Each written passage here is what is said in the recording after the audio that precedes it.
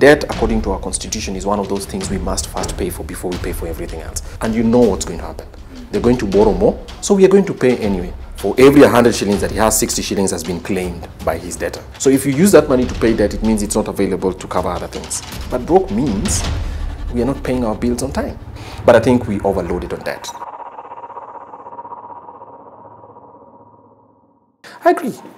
I mean, by broke doesn't mean we're in a crisis like Venezuela, but broke means we are not paying our bills on time.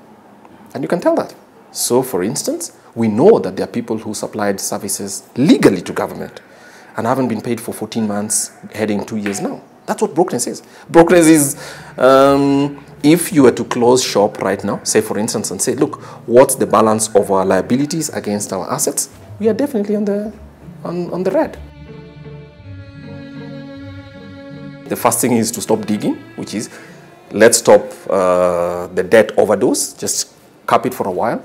Of course, we have to discipline spending, look at where the wastage has been. The Cabinet Secretary has given some few things. But Parliament has to be responsible as well by asking that, look, if we are borrowing, on what terms are we borrowing and what are we borrowing for? So the idea that every time the debt ceiling is, or rather the Treasury request for raising the debt ceiling, we raise it automatically, is one of the things that we need to watch out for.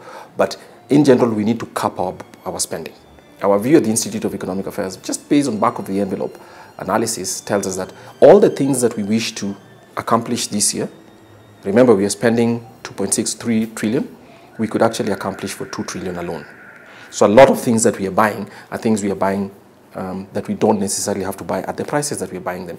And we're not getting the best deals for government procurement on one side at the same time as even what we're paying out. So for instance, you saw a biometric analysis has shown that one county in Kenya was paying something like 26 million per year in ghost wages. In other words, yes, I am sure if you look through the entire government rolls, there's that kind of wastage as well. So it's basically just first saying, who are we paying and where are they and what are they doing? So that kind of stuff. So we need to save little money here and there, but at the same time be very wary of these big and shiny projects, because that's where we get stuck with our debt. Yeah.